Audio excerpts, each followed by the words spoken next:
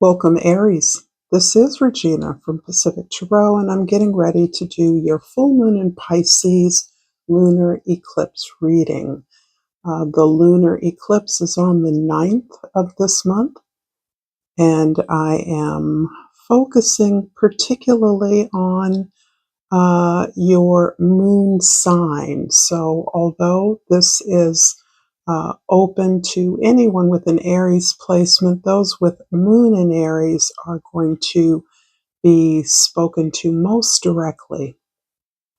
And that includes me. My moon is in Aries. So I pulled a sacred geometry card to get us started. And I pulled for you the Ankh. And I'm going to read what the symbol means.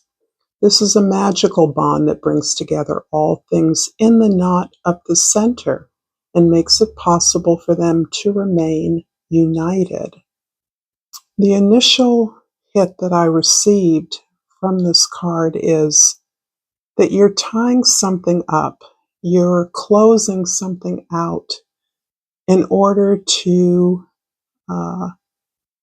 move on to something new. It's as if you're putting together or evaluating and appreciating the spiritual growth that you've gained from a particular relationship in order to move to a new level of interaction, exchange, growth, and expansion together.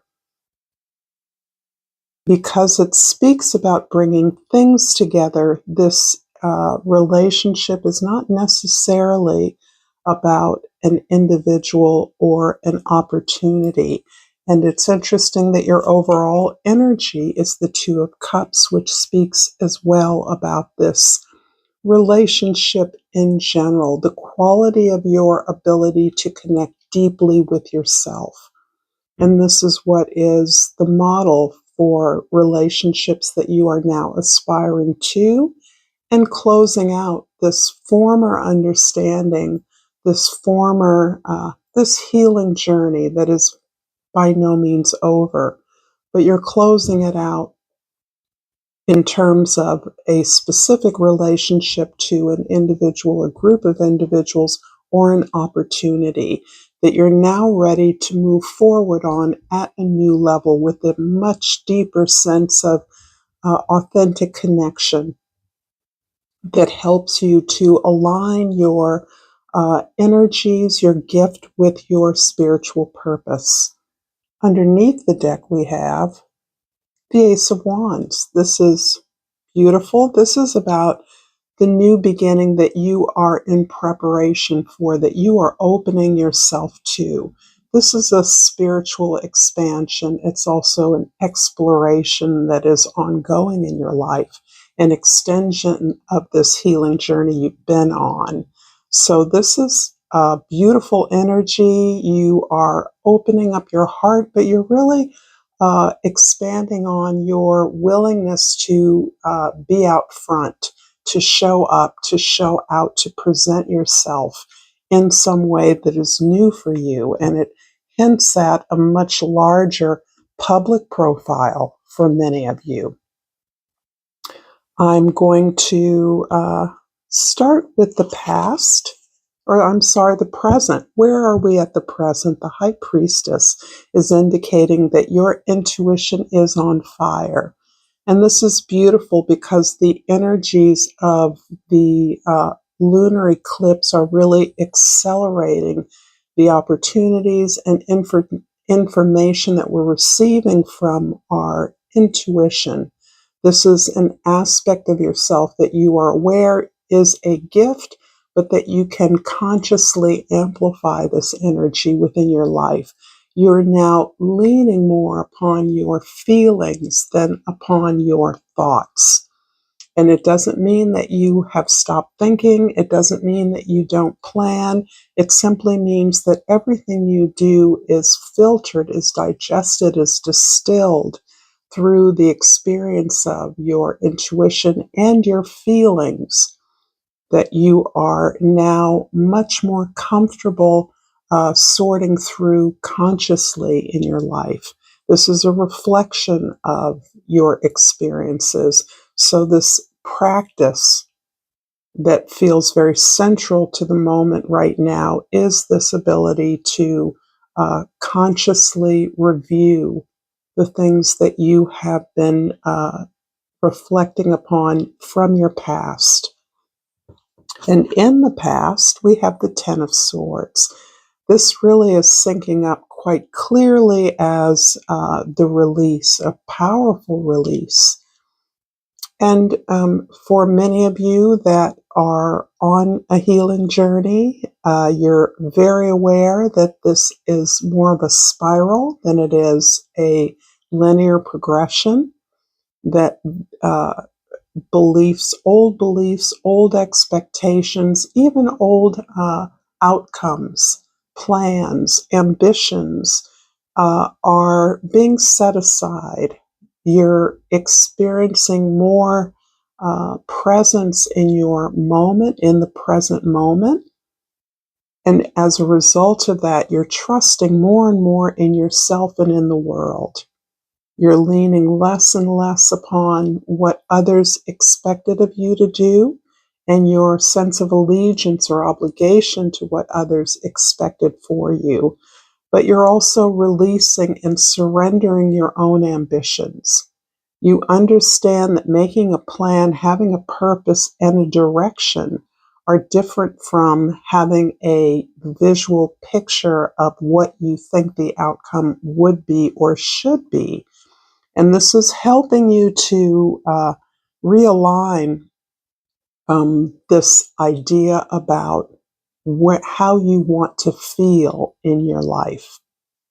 So you're moving on a direction, but you're trusting that being aligned spiritually allows you to recognize opportunities on the daily, not according to a plan that extends out into the future, but rather to trust that you can readjust, realign, reshift, review experiences as they occur in order to shift and pivot as necessary. So this is beautiful. This isn't just against the expectations of others. It is against your own expectations of what you see to be your best life.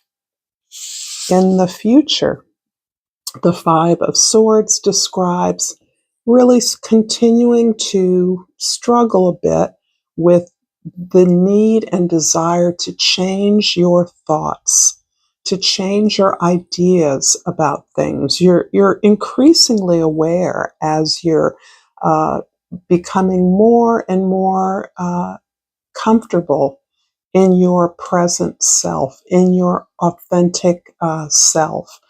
And as a result of that, you are more and more aware of ideas and practices, ways that you speak to yourself uh, and others.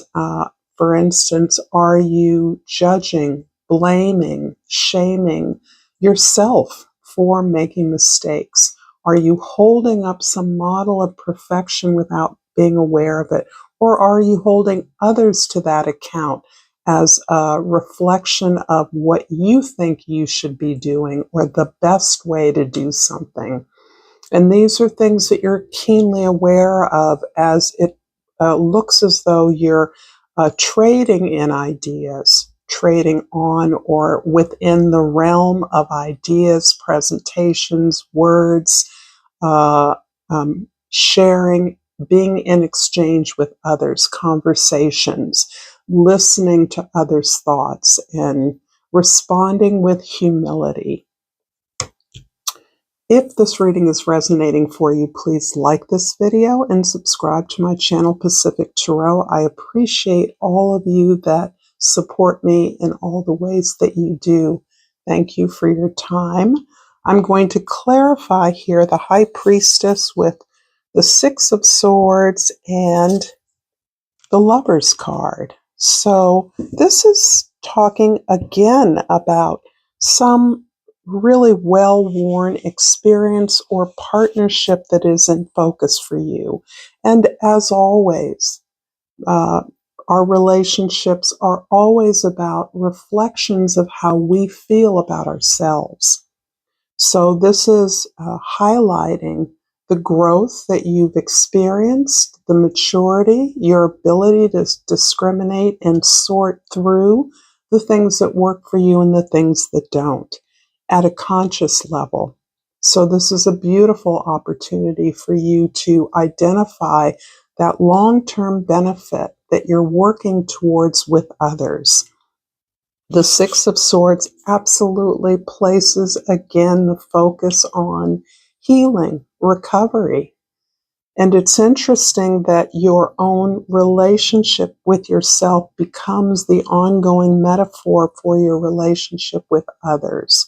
So there is such a focus of healing, or has been, on your life, of wrapping up experiences that you've had, of gleaning the lessons, of digesting experiences in a way that allows you to sort, sift, declutter, throw out, release, and surrender to the process.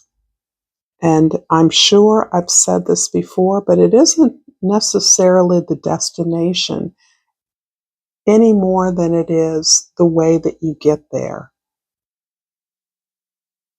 In the past, the Ten of Swords is clarified by the Ten of Swords comes up again, and the Five of Pentacles. So interesting. So we're absolutely looking at some very painful endings, and this uh, uh, brings to mind not simply the release of attitudes or beliefs, but also the literal loss of loved ones, the loss of material goods, losses that you have endured, the loss of spouses, friends.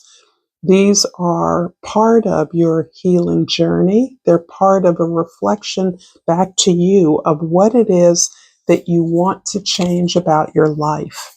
And in the past, you have been focusing as much on the changes you wanted to see in your material conditions.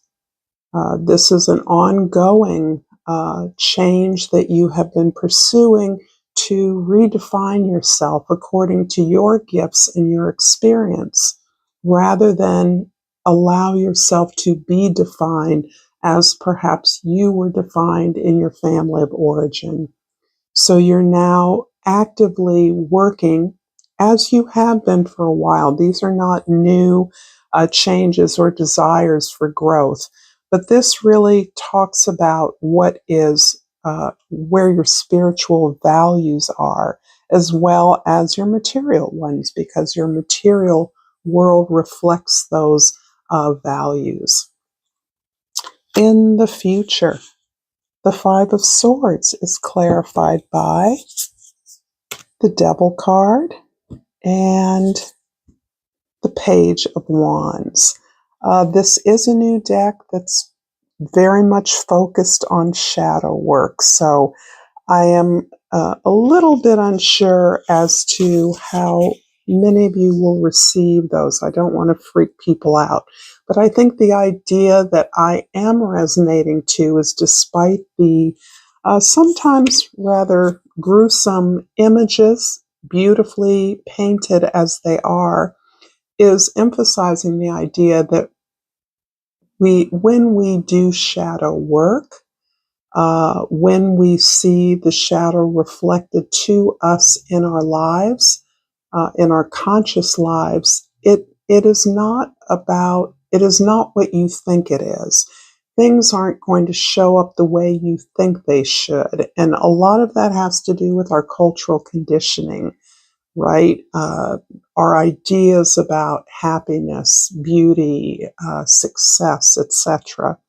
And when you're doing shadow work, you're really entering a realm of subconscious experiences, collective experiences as well, where things look in a way that can be very counter to things that are comfortable. They're meant to be uncomfortable. They're meant to look like demons.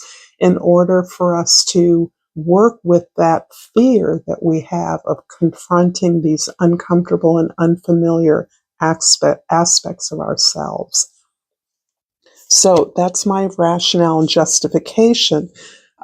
Moving forward, I do feel like you are enthusiastically moving towards making these changes in the way you communicate. This is a heavy lift because there's a whole new structure that you are entering into that you must navigate. And the structure of stability, uh, routine, perhaps there is a material component, a business aspect, an income aspect tied to this new opportunity that you're pursuing. And you are dealing with that. You have to deal with that. If it's the difficulty in finding good help or in interacting with authoritative experts, that is something that you are mustering your energy to find the best way to navigate through in order to get the resources that you need to move forward. So there's a lot here that you are working with and against, and I am going to pull a yogic path oracle. I haven't used these in a while, somewhat to counteract the shadow work tarot, and I've pulled for you Saharara, and I'm going to look that up in the guidebook and read for you